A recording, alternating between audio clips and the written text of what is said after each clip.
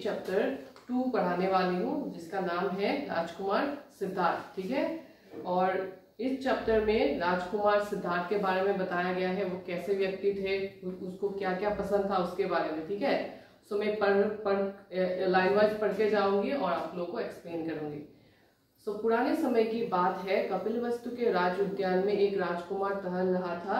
अभी बहुत छोटा ही था, पर था बहुत समझदार। उसका नाम था Siddharth. So this story is about Rajkumar means Prince, isn't it? So it's about a prince. His name is Siddharth, and he was very young, and he stayed in Kapilvastu. The place name is Kapilvastu. Okay. So वो कैसा लड़का था, बहुत ही समझदार था। ठीक है, छोटा था लेकिन समझदार था। Okay.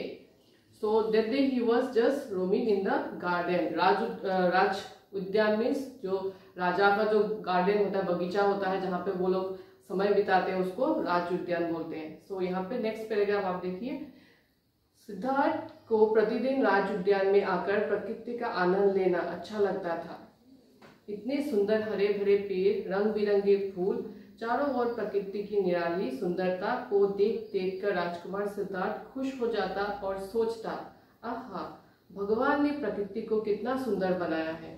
सो राजकुमार क्या करते थे, रोज राज उद्यान पे जाते थे, मतलब बगीचे में जाते थे, और प्रकृति मतलब जो नेचर का जो सुंदरता है, जो जैसे हरे भरे पेड़, greenery everywhere in the garden, in the flowers are there, butterflies are there, then birds are there, so different sounds the birds used to make.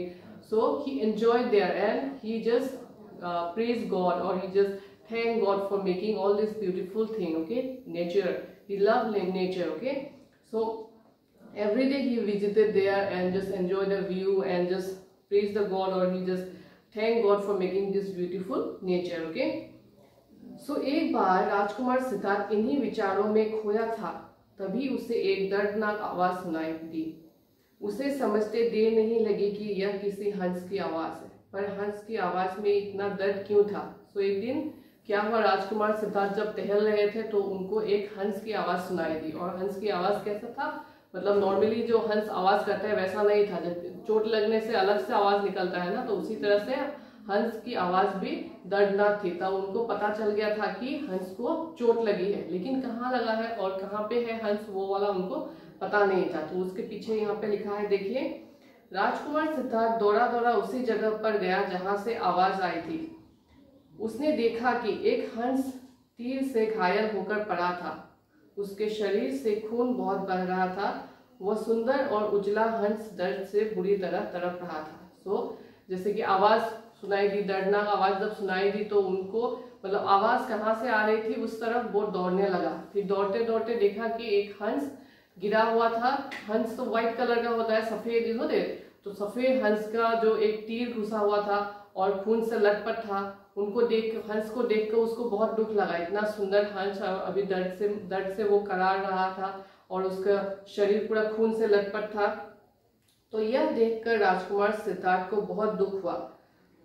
उसने प्यार से हंस को गोद में उठाया, धीरे से उसके अंदर घुसा हुआ तीर निकाला, फिर साफ पानी से उसका घाव धोया। प्यार से हंस के शरीर में हाथ फेरा। हंस की आंखों में राजकुमार सिद्धार्थ के लिए गहरा प्यार था, मानो वो मन ही मन उसे धन्यवाद दे रहा हो। तो सिद्धार्थ ने क्या किया, तो उन्होंने प्यार से हंस को गोदी में उठाया, फिर उसके जहाँ पे घाव था उसका तीर जो था उसको निकाला, घाव को धोया, धोने के बाद उसके शरीर पे हाथ फेरा। ठीक है, फिर जैसे कि वो लग रहा था कि हंस भी सिद्धार्थ को देख रहा था और मतलब धन्यवाद कर रहा था कि तुमने मेरा तीर निकाल दिया, मुझे तकलीफ से मुक्ति दी, ये ऐसा करके मतलब लग रहा था हंस भी सिद्धार्थ की आंखों में देख रहा था, और उसकी आंखों में सिद्धार्थ के लिए बहुत प्यार था, मतलब उसको अच्छा लगा सिद्धार्थ ने जो हंस के लिए किया।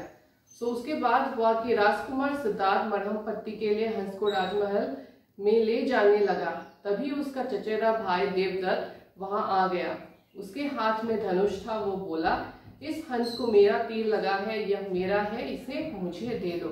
जब सिद्धार्थ हंस को उठा के राजमहल लेके जा रहे थे, तभी उसका भाई, चचेरा भाई मतलब चाचा का जो बेटा होता है उसको बोलते हैं चचेरा भाई, तो कजिन ब्रदर जो बोलते हैं वही। ठीक है, फिर उसने बोला कि इस हंस को मेरा तीर लगा है, मतलब उसको तीर जो चलाया, हंस के अंदर जो तीर घुसा था वो देवदत्त ने मारा था। तो बोला हंस का शिकार मैंने किया है तो ये हंस मेरा है और इसे मुझे दे दो। लेकिन सिद्धार्थ ने क्या कहा, तुमने तो इसको मारना चाहा था, फिर यह तुम्हारा कैसे हुआ? देवदत्त बोला, लेकिन शिकार पर उसी का हक होता है जो उसका शिकार करता है। सो देवदत्त ने बोला कि जैसे कि मैंने उसको शिकार किया है, यह मेरा है। सिद्धार्थ ने कहा कि मारने वाले, तुमने तो इसे मारना चाहा लेकिन मैंने बचाया है, ठीक है, तो मारने वाले से बचाने वाले का ज्यादा हक होता है। फिर सिद्धार्थ बोले कि इन भोले वाले जीवों का शिकार करने से तुम्हें क्या मिलता है? देखो इस हंस की आंखों में देखो कितना दर्द है। इन भोले जीव जंतुओं को भगवान ने बनाया है, वो इस बात से कभी खुश नहीं हो सकता कि कोई इन्हें बिना बात के मारे। तो सिद्धार्थ को प्रकृति से बहुत प्यार था, लेकिन देवदत्त तो वैसा नहीं था, उसे शिकार पसंद था। तो सिद्धार्थ उसे गाली डांटने लगा, कि बोलने लगा कि तुमको क्या मिलता है, तुम ऐसे भोले वाले जीवों को मारते हो, उनको सताते हो, क्या मिलता है? भगवान कभी खुश नहीं होंगे तुमसे। फिर उस देवदत्त बोले कि ठीक है, तो मैं राज दरबार में तुम्हारी शिकायत करूंगा। यह कहकर देवदत्त गुस्से से पैर पटकता हुआ चला गया। देवदत्त दरबार में पहुंचा, पीछे पीछे घायल हंस को गोद में लिए सिद्धार्थ भी चला आया। वहां पहुंचकर देवदत्त ने राजा से कहा, महाराज मुझे न्याय चाहिए, मैंने इस हंस पर तीर चलाया इसलिए यह मेरा है, पर सिद्धार्थ इसे मुझे नहीं दे रहा है। तो सिद्धार्थ